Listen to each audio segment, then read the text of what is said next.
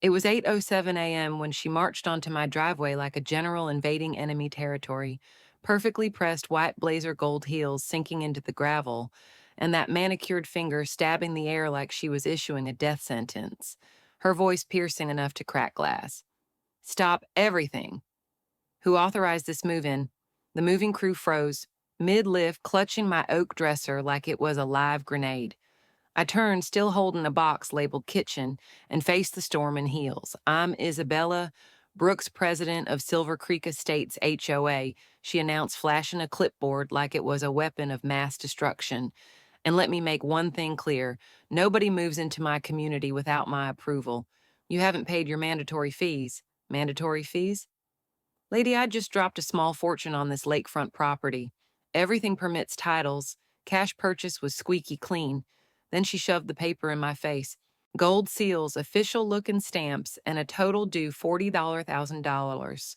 Pay by sunset, she sneered, or you'll regret ever setting foot here. I smiled calm as a summer lake and said the one word that set her entire empire on fire: no. The way Isabella's lip curled when I said no told me everything about the kind of person I was dealing with.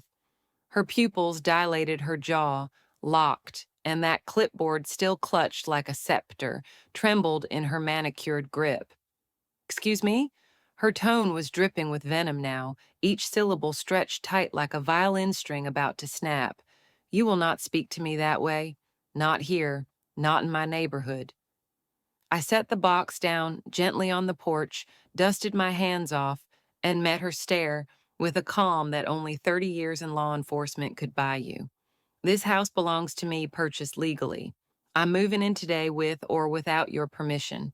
The color drained from her cheeks, replaced instantly by a furious blush that crawled up her neck like wildfire. For a split second, I thought she might lunge at me with that clipboard. Instead, she thrust the paper into my chest so hard the edge left a faint red mark through my shirt. Read it, she snapped. I humored her, taking the sheet and giving it a once-over. It looked official, HOA letterhead, gold foil seals, big bold numbers. But the devil was in the details. The premium lakeside residency fee for $15,000 non-existent in any HOA covenant I'd ever seen. The community integrity compliance bond for $10,000 pure fiction, and my personal favorite executive administrative authority fee for $5,000. Total due immediately $40,000. This is laughable, I said, handing it back without another glance. These charges don't exist in the bylaws. Her mask cracked. A thin smile spread across her face like a knife cut. I don't care what those dusty documents say. I set the rules here. I built this community. Every brick, every blade of grass, you're standing in my creation. If you think for 1 second you're going to waltz in here without paying respect, you're out of your damn mind. That last part, she practically hissed it like a snake poised to strike. I didn't flinch. Respect is earned, not extorted. For a heartbeat, silence hung between us. The movers stood frozen eyes, darting like they were watching a live MMA fight and betting on who'd land the knockout punch. Isabella's composure shattered. You think you can defy me. You think you can humiliate me in front of my neighbors. Her voice pitched higher, sharp enough to make the hair on your arm stand up. She gestured wildly toward the lake behind her, like some unhinged monarch. This entire community exists because of me, and I promise you, Mr. Grant, I said evenly. Ethan Grant. She nodded, once a slow, predatory movement. Mr. Grant, you've got until sunset to bring me $40,000 in certified funds. Fail, and you'll wish you'd never heard the name Isabella Brooks. Then came the kicker. She leaned in so close I could smell her perfume, a nauseating mix of gardenia and raw arrogance. Her voice dropped to a whisper that carried more threat than a loaded gun. You know who my husband is? There it was. The classic HOA power move, the veiled reference to some unseen authority. I played along. Let me guess. Someone very important. Her eyes glittered. Chief Deputy Marshal Brooks. He runs this county. Cross me, and I'll bury you so deep in citations and legal hell you won't see daylight again. Understand? I let a small smile play at the corner of my mouth. Perfectly. What I didn't tell her I'd been down this road before. Different faces, same game. Power-drunk tyrants who thought they were untouchable. In my 30 years wearing a badge, I'd dismantled drug rings, human trafficking networks, and white-collar empires that made Isabella look like an amateur queen on a cardboard throne. She didn't scare me, not one bit. But something else did the look on the neighbors' faces, curtains twitching, doors barely cracked open, people peering out like prisoners in their own homes. They weren't curious, they were terrified. That told me everything I needed to know. Isabella wasn't just blowing smoke. She had a stranglehold on this community, and fear was her favorite currency. As she strutted back down the driveway, heels clicking like gunshots on the pavement, she called over her shoulder without turning around. 5 hours, Mr. Grant. Tick-tock. She climbed into a pearl-white Escalade, the kind that screams power and privilege, and peeled out so fast gravel sprayed across my lawn. The silence she left behind was heavy, broken only by the sound of cicadas and the low hum of my movers whispering nervously. One of them, a kid barely old enough to rent a U-Haul, finally spoke. Sir, should we keep going?" I looked at the house, the wraparound porch, the oak trees swaying gently in the breeze, the lake shimmering like a sheet of glass. This was supposed to be my sanctuary, my reward for 3 decades of running toward danger so others didn't have to, and now it was ground zero for a war I hadn't planned to fight. I took a deep breath, squared my shoulders, and said what I knew to be true: keep unloading. Because here's the thing about bullies: they thrive on compliance, they feed on fear, and nothing starves a bully faster than someone who refuses to play their game. But as I'd soon learn, Isabella Brooks wasn't the kind of bully who backed down after one failed shakedown attempt. She was the kind who called in reinforcements, the kind who escalated, the kind who made you wonder how far someone was willing to go to protect a kingdom built on lies. And when her backup arrived, lights flashing and badges gleaming, I realized something chilling. Isabella wasn't bluffing. This wasn't an HOA dispute. It was organized corruption with a badge, and I'd just declared war on both. The first shot in Isabella's little war came at dawn. I woke up to the faint crunch of gravel, underfoot a sound that didn't belong at 5:30 a.m. in a neighborhood that prided itself on being tranquil. By the time I threw on a t-shirt and opened the door, the intruder was long gone, but the message they left behind was crystal clear. All 4 tires on my truck slashed, not punctured. Slashed deep, deliberate gashes that no patch kit in the world could fix. And tucked under my wiper blade like some sick calling card was an ivory envelope embossed with gold trim, the kind you'd expect for a wedding invitation, not a threat. I tore it open and read the single line written in block letters: last warning. Pay or leave. The stationery even had watermarks. Who uses luxury paper for intimidation? Someone arrogant enough to believe they're untouchable. I stared at my crippled truck for a full minute, blood humming in my ears. Back in the city, this kind of escalation meant one thing: the opening move of a sustained harassment campaign.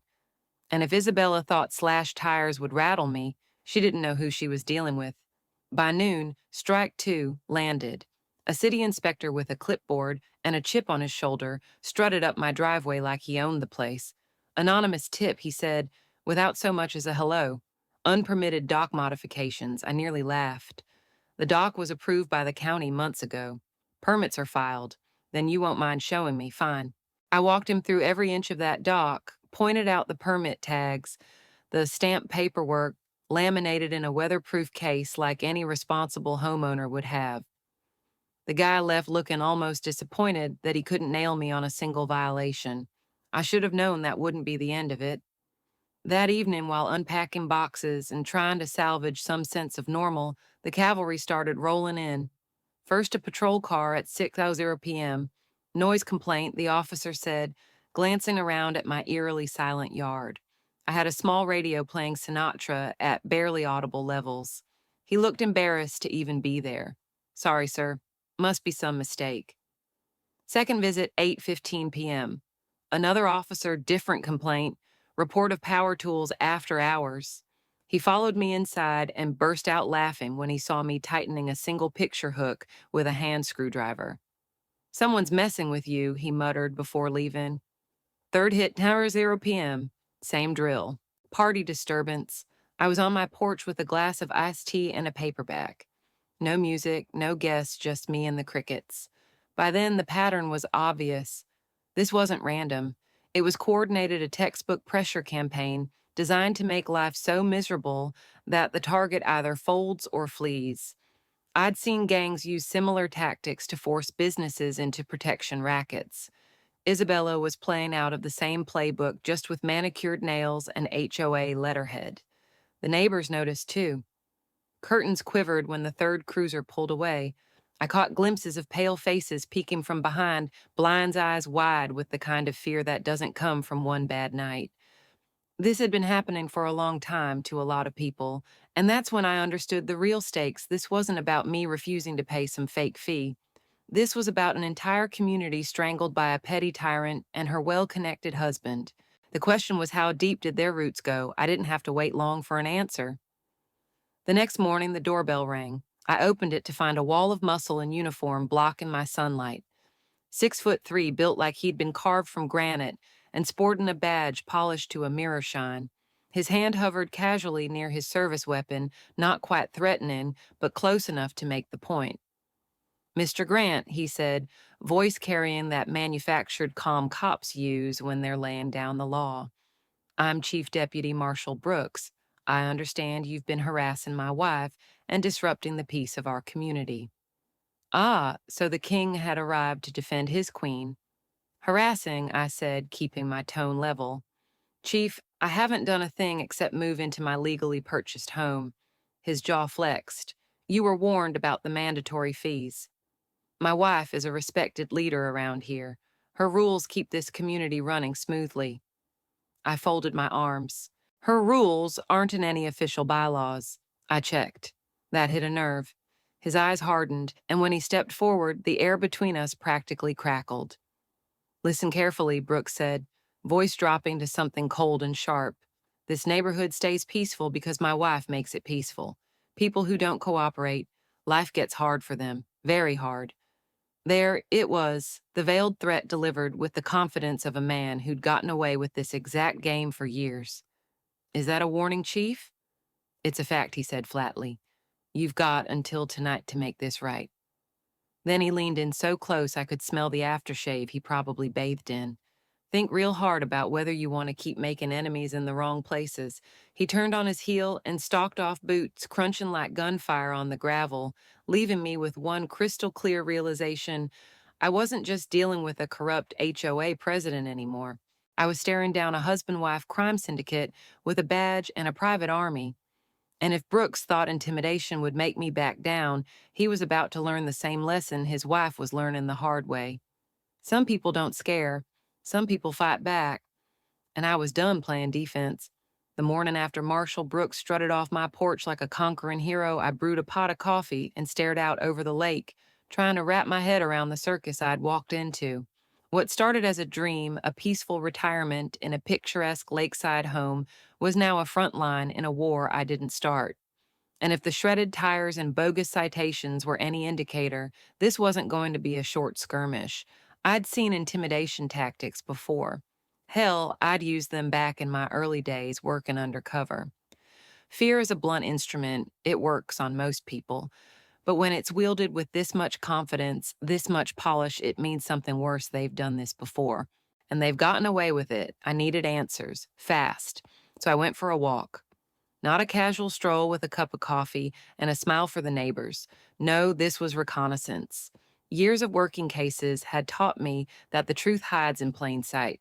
And the first thing I noticed confirmed what my gut had been screaming.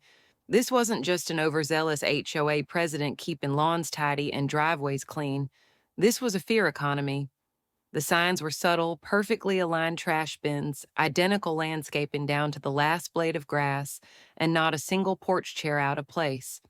Too perfect, manufactured compliance, the kind you don't get from polite suggestions. the kind you get from threats that stick.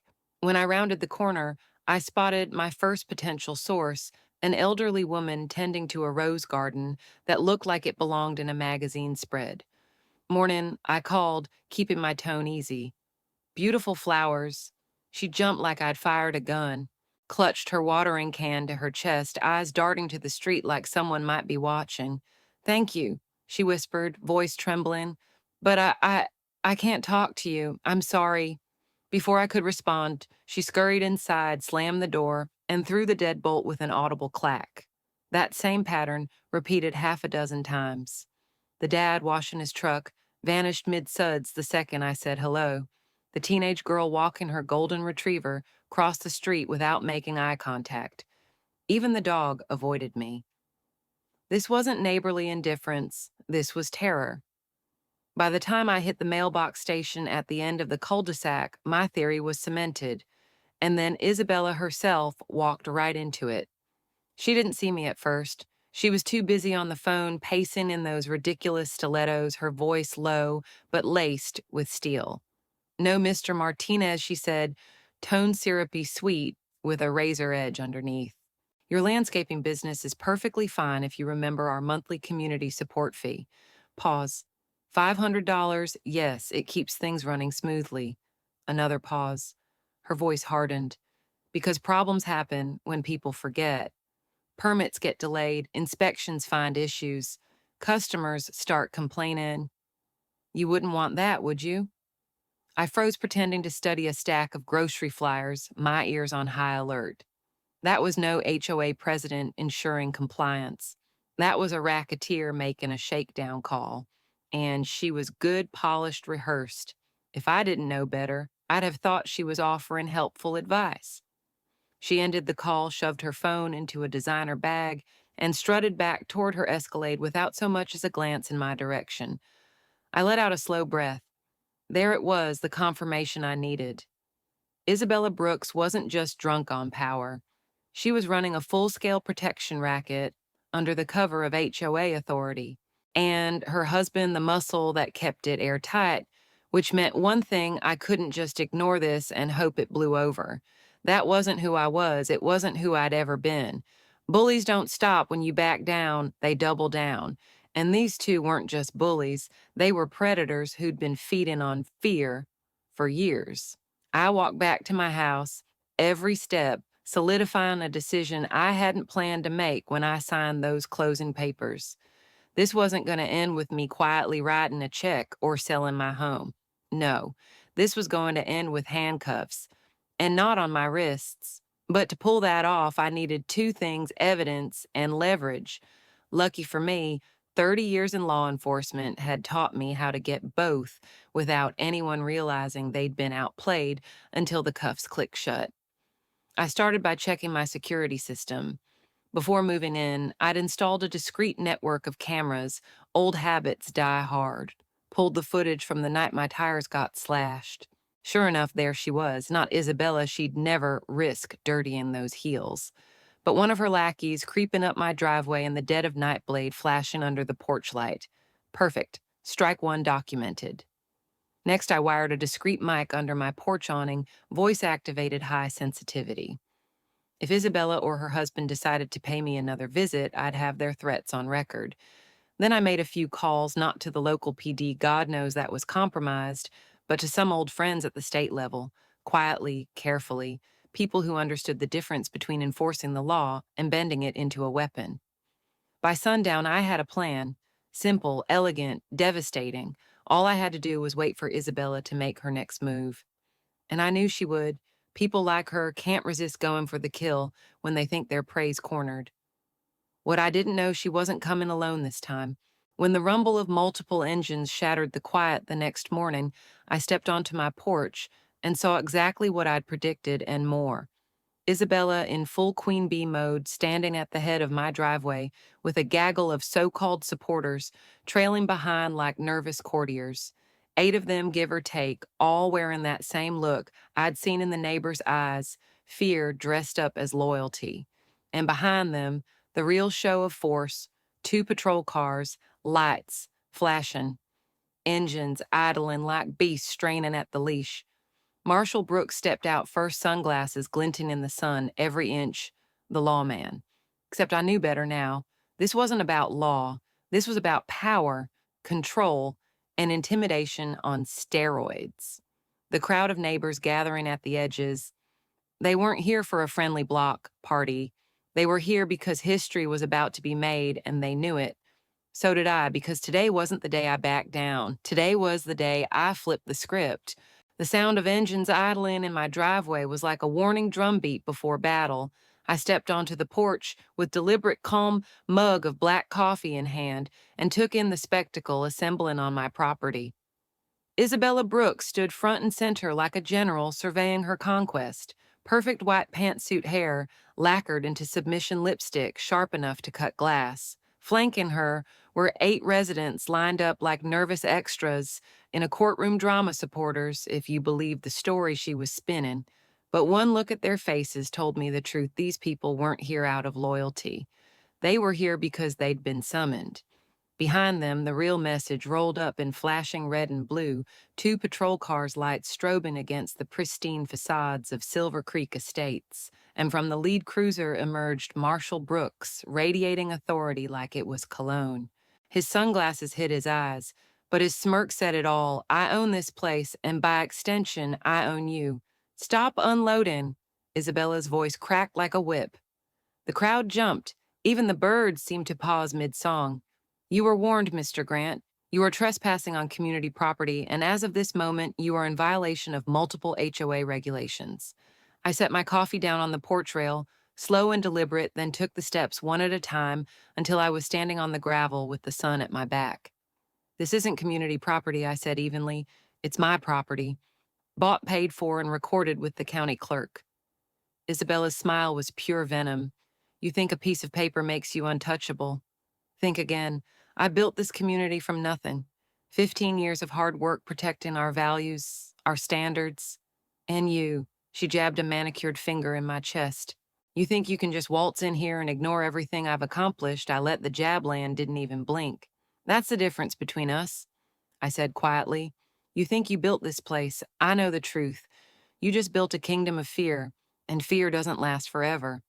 Her mask slipped for a split second, a flicker of rage breaking through the Botox-perfect composure. Then came the voice, shrill, unhinged, the voice of someone whose throne was starting to wobble. How dare you?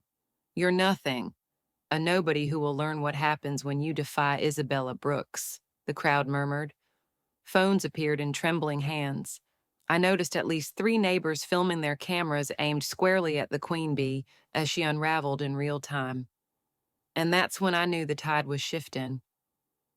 Fear was still in the air, but curiosity was creeping in behind it. Marshall strode forward, boots crunching like gunfire. He stopped so close I could feel the heat radiating off his bulk. His voice was calm, but his eyes hidden behind those mirrored lenses were cold steel. Mr. Grant, he said, each syllable clipped and precise, you were warned about the consequences of noncompliance. This is your final opportunity to make things right. Pay the fees, pack your things, or I'll have no choice but to arrest you for trespassing, harassment, and disturbing the peace. The words rippled through the crowd like a shockwave. I could practically hear the collective intake of breath. An arrest would be a public spectacle, a warning to anyone else thinking about stepping out of line. Exactly what Marshall wanted. I tilted my head, studying him like I'd study a suspect back in the day. You're really going to arrest a homeowner on his own property over fees that don't exist in any legal covenant. His jaw tightened. This conversation is over. I held up a finger. One thing before you reach for those cuffs. He hesitated. So did Isabella. And the crowd leaned in, sensing something big was coming. If you're going to arrest me, I said, slowly letting each word drop like a stone into water, you might want to send your deputies back to their cars first, because what happens next, it's going to get embarrassing for you. A flicker of confusion crossed Marshall's face. Embarrassing? I nodded. You asked who I am. You assumed I was just some retiree with a moving van and a dream. But here's the thing. Chief assumptions have a nasty habit of blowing up in your face. I reached for my wallet. Not fast, not sudden, slow, deliberate, like I was pulling the pin on a grenade everyone could see coming, but no one could stop. Phones zoomed in. The entire street went silent, except for the faint hum of cruiser engines. Isabella's triumphant smirk faltered. Marshall's posture stiffened. Time stretched elastic and electric as I flipped open the leather fold and revealed the single piece of plastic that was about to turn this entire circus inside out. I didn't hand it to Marshall. I handed it to his youngest deputy, a kid named Harris I'd clocked as the weak link the moment he stepped out of the car. Fresh-faced, honest eyes, the kind who still believed in the badge. "Read it," I said softly. Harris glanced down, and in that moment, the transformation was almost cinematic. His brow furrowed, his lips parted. The color drained from his face like water from a busted pipe. Uh, Sheriff?" His voice cracked. You, you need to see this." Marshall snatched the wallet, irritation flashing like a blade until he looked, and then the world stopped. His face, so smug a heartbeat ago, went pale as chalk. His hands trembled just enough for the crowd to notice. Isabella sensed it too. "What is it?" she demanded, her voice suddenly tight. "What's wrong? Arrest him already." But Marshall didn't move, couldn't move, because staring back at him from that ID wasn't some powerless retiree. It was a name and title he couldn't bulldoze with a badge or bury under red tape state police. Criminal Investigations Division, Special Agent Ethan Grant. 30 years of service. The gasp from the crowd was audible, phones surged higher, and in that electric, heart-stopping moment, the entire balance of power shifted on its axis. I took my wallet back, slid it into my pocket, and met Marshall's eyes with a calm that cut sharper than any threat. Now I said, voice carrying like a verdict, "Do you still want to talk about who doesn't belong here?" And just like that, the war for Silver Creek had a new front, because the Queen and her enforcer, they'd just learned the hard way. They picked the wrong man to shake down. For a moment, the entire street felt suspended in time, like the world had forgotten how to breathe. The badge in Marshall's hand wasn't just plastic and laminate, it was a bomb detonating in slow motion, blowing apart 15 years of unchecked power in a single silent blast. Phones tilted higher, capturing every flicker of panic that rippled across his face. And then the murmur started low at first, then swelling like a wave. "State police," someone whispered. "He's—" "A detective," another voice gasped. Isabella was the last to understand. She lunged toward Marshall, heels stabbing the gravel, and yanked the wallet from his trembling fingers. Her eyes skimmed the credentials, and I swear I saw something primal flash across her face. The smugness evaporated. In its place bloomed raw, unfiltered terror. "You lied to us," she shrieked, voice climbing 3 octaves as her composure crumbled like sand under a tide. "You tricked us. That's entrapment. That's that's illegal." "No, Isabella," I said calmly, projecting my voice so the entire neighborhood could hear. "What's illegal is demanding $40,000 in fabricated fees, threatening residents, vandalizing property, and running an extortion racket under the cover of an HOA." Gasps, audible, collective gasps, and then the dam broke. Mrs. Lewis, the frail widow who'd bolted from me 2 days ago, stepped forward. Her voice shook, but her words carried like gunfire. She made me pay $300 a month for landscaping compliance, or she said she'd take my garden down. I skipped medication to afford it. Another voice joined in, louder, angrier. She charged me $8,000 for a so-called architectural variance, said my porch light was non-compliant, and then came the flood. She fined me $500 for kids' toys on the lawn. She threatened to tow my truck unless I paid a parking permit on my own driveway. She called CPS on us when we refused to pay her Christmas decor fee. Every story was a brick ripped from Isabella's crumbling throne. The crowd surged closer, phones rolling, voices rising like a storm, breaking after years of silence. Marshall tried to cut through the noise, his cop voice straining to reassert control. "Everybody calm down. This is an active investigation." "No," I said sharply, stepping into his line of sight, forcing him to meet my gaze. This stopped being your investigation the second you became a suspect. The ripple of that sentence hit harder than a gunshot. Marshall froze, jaw clenching so tight I could see the muscle jump. For the first time, the swagger was gone. He looked smaller somehow, his bulk no longer a weapon, but dead weight chained to a sinking ship. You don't have jurisdiction here, he spat, desperate now. HOA disputes are civil, extortion isn't civil, racketeering isn't civil. And threatening a state officer, I let the pause hang lethal and loaded. That's a felony, Chief. Isabella snapped, then fully spectacularly. This is my community, she screamed, voice shredding into something feral. Mascara streaked down her cheeks, in black rivers, her perfect blowout unraveling into a sweaty tangle. I built this place, I make the rules. You think you can take this from me? From me? She lunged forward, fists clenched like she was going to swing. Harris, the young deputy, stepped between us, eyes wide with horror. Ma'am, you need to. Don't you touch me, she screeched, whipping around on him like a rabid animal. Do you know who I am? Do you know who my friends are? I'll ruin you. I'll ruin all of you. Her meltdown was a car crash in slow motion, and every camera on the street was filming the wreckage. If she'd had an ounce of sense left, she'd have walked away. Instead, she detonated every bridge she'd ever built with the people who'd once feared her. And that fear. It was gone now, snuffed out in real time, replaced by something stronger fury. Enough! A man's voice roared from the crowd.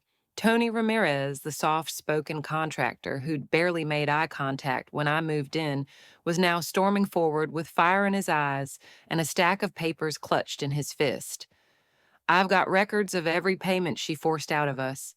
Cash only, no receipts, said it was for community projects that never happened. He shoved the papers into my hand, and I held them high, like evidence, in a courtroom. This, I announced, turning slowly so every lens every neighbor saw, is how you dismantle a criminal enterprise. Marshall took a step toward me, then stopped when he saw Harris and the other deputy weren't moving to back him up. Their faces told the story, loyalty, fractured doubt blooming like cracks in concrete.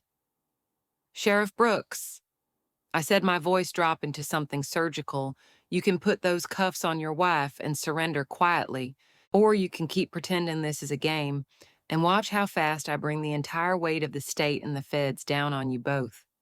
He hesitated just for a second, but in that second the whole neighborhood saw it, the king faltering on his throne, and that was all it took. Detective Grant, Mrs. Lewis said, tears streaking her lined cheeks. Tell us this is over, please. I looked at her, really looked at her, and something inside me hardened into resolve. This wasn't about a house anymore. It wasn't even about revenge. It was about every trembling voice I'd heard this week, every story of humiliation and theft, every family who'd lived in fear of two people drunk on borrowed power. This ends, I said loud enough to shake the walls of every pristine McMansion on this street. Today. But as the crowd erupted cheers from the brave, stunned silence from the broken, I caught something Isabella had snarled in her frenzy. Words most people wrote off as a tantrum. You think this stops with me. You think you know how deep this goes. And just like that, my gut turned to ice. Because if she was telling the truth, Silver Creek wasn't the disease, it was just a symptom. And the infection ran a hell of a lot deeper than one lakefront community. It didn't take long for the cavalry to arrive, not Marshall's, but mine. Within an hour of that badge reveal going viral across half a dozen live streams, state investigators rolled in with unmarked SUVs, followed by two local news vans chasing the story of the decade. Flashing cameras replaced flashing patrol lights. Microphones sprouted like weeds as reporters jostled for sound bites. And right in the center of it all, Isabella Brooks was coming apart at the seams. Gone was the immaculate queen of Silver Creek Estates. In her place stood a disheveled tyrant shrieking about loyalty and betrayal while mascara carved black rivers down her cheeks. Her once perfect blowout hung limp and frizzed, framing a face twisted by rage and panic. You can't do this to me, she wailed as two uniformed state troopers closed in. I am this community. I made it what it is. You think you can erase me. You think you can erase 15 years of hard work, ma'am, one trooper said flatly, snapping cuffs around her wrists. You're under arrest for extortion, racketeering, and multiple counts of fraud. The collective gasp from the crowd was almost drowned out by the click of steel on bone. Phones shot higher. A dozen camera flashes lit the driveway like lightning strikes. Marshall didn't fare much better. When the lead investigator read him his rights, his last shred of swagger crumbled. He tried the jurisdiction card, then the good old boy handshake, even a pathetic personal plea. Detective, come on, Danny. We can work this out. Professional to professional. Nobody needs to get hurt here. I stared at him, ice in my veins. The only people hurt here are the ones you and your wife terrorized for over a decade. Elderly widows choosing between medication and your fees. Small business owners crushed under your protection racket. You didn't just break the law. Brooks, you broke people. And that ends now. His deputies, watched in stony silence as their boss was loaded into the back of an SUV. Some looked relieved. Others just looked sick. Either way, their eyes told the story the king had fallen, and the crown was never going back on his head. But the real transformation that happened in the faces of the neighbors, Mrs. Lewis, sweet, fragile Mrs. Lewis, who could barely look me in the eye 2 days ago, stepped forward, clutching my hand like a lifeline. Tears streaked her weathered cheeks as she whispered, "Thank you for giving us our lives back." Behind her, Tony Ramirez held up a thumb drive like a trophy. 2 years of HOA meeting recordings, he said, voice trembling with a cocktail of fury and relief. Every threat, every illegal vote, every dime that witch stole from us. And then they came in waves, parents, retirees, young couples, each with their own story of fear, humiliation, financial ruin, each one a nail in the coffin of Isabella's empire. The more they spoke, the clearer the picture became. This wasn't an HOA gone rogue. This was organized crime in pearls and Louboutins, a protection racket hiding behind HOA bylaws and phony smiles. Isabella and Marshall had bled this neighborhood dry to the tune of hundreds of thousands of dollars, and they would have kept going if one stubborn retiree hadn't said no. Except I wasn't just a retiree, and now the whole country knew it. By sundown, Silver Creek Estates wasn't a crime scene, it was a revolution. Residents tore down the ridiculous compliance signs Isabella had plastered on mailboxes. Kids played in front yards without fear of bogus fines. Neighbors who hadn't spoken freely in years stood shoulder to shoulder, swapping stories like survivors of the same shipwreck. The next HOA meeting. It wasn't in some mahogany-lined clubhouse guarded by cronies. It was on the community green under an open sky with folding chairs and lemonade stands. They elected a new board that night, real people who believed in transparency, not tyranny. Mrs. Lewis was voted president by unanimous consent. Tony took treasurer, and Emily, a young mom with fire in her eyes, formed a committee to publish every cent of HOA spending online. No more queens. Mrs. Lewis said, voice steady now, no more kingdoms, just neighbors. The applause lasted 5 minutes. When the news broke statewide, my phone nearly melted. Old friends from the force called to congratulate me. Former colleagues sent links to headlines screaming, HOA tyranny exposed in Silver Creek scandal. Sheriff HOA president arrested in $800,000 extortion scheme. By the following week, the case had gone national. Lawmakers wanted testimony. Advocacy groups launched campaigns, and a task force was born dedicated to rooting out HOA corruption across the country. Guess who they tapped as a consultant? I didn't plan on coming out of retirement. Hell, all I wanted was morning coffee on a quiet dock. But when Congress calls you to D.C. to help draft the first federal HOA Transparency Act, you take that call. I stood on Capitol Hill 2 months later telling lawmakers what Silver Creek taught me: corruption thrives in darkness. Transparency is the cure. And when the bill passed mandating open budgets, capping fees, and criminalizing retaliation against residents, I realized something profound. Sometimes one fight on one cul-de-sac can ripple across the nation. Silver Creek didn't just survive, it thrived. Property values skyrocketed, not because of fear, but because people finally wanted to live here. Kids biked down streets once patrolled like fiefdoms. Neighbors held cookouts instead of whispered complaints behind closed doors. Mrs. Lewis sent me a handwritten note last month. For the first time in 15 years, I feel safe in my own home. I keep that note in my wallet right next to my badge. And yet, as I watch the sunset paint the lake in gold and crimson, last night my phone buzzed with an unknown number, Detective Grant, a woman's voice tight with fear. My name's Maria. I'm in Phoenix. Our HOA president stolen $4 million from a retirement community targeting veterans. One of them asked me to call you personally. He said, he heard what you did in Silver Creek. I stared across the water, listening to children laugh where silence once reigned. Then I closed my eyes and sighed. Tell me everything I said. Because Isabella Brooks was right about one thing, this doesn't stop here, and something tells me the real war is just beginning. Power isn't always loud. Sometimes it hides behind polite smiles and official-sounding rules. But whether it wears a badge, a title, or an HOA letterhead, corruption is still corruption. Isabella Brooks believed fear would keep people in line forever. She thought neighbors were too timid, too isolated to fight back. She was wrong. The truth is, bullies, no matter how powerful they seem, are fragile. Their control depends on silence. The second someone speaks up, their empire starts to crack. Silver Creek didn't change because I flashed a badge. It changed because people found their voices, told their stories, and refused to be afraid anymore. That's the real lesson. Courage isn't the absence of fear. It's standing firm even when fear is screaming in your ear. You don't need 30 years in law enforcement to make a difference. You just need to take the first step, say the first no, and others will follow. Justice doesn't start in a courtroom. It starts on a front porch in a neighborhood meeting, in a single decision to stand up when everything tells you to sit down.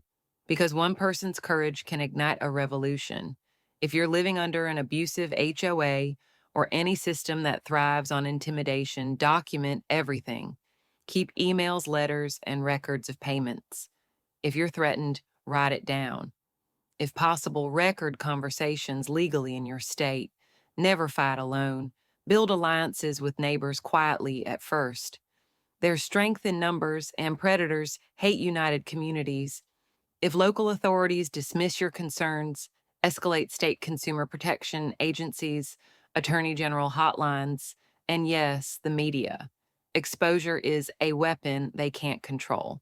And here's the big one: know your rights. Read your HOA covenants, your state statutes, and federal protections. Corrupt leaders count on ignorance. Take that away, and you take away their power. Remember, justice doesn't require a badge, just persistence, documentation, and the refusal to surrender what's rightfully yours.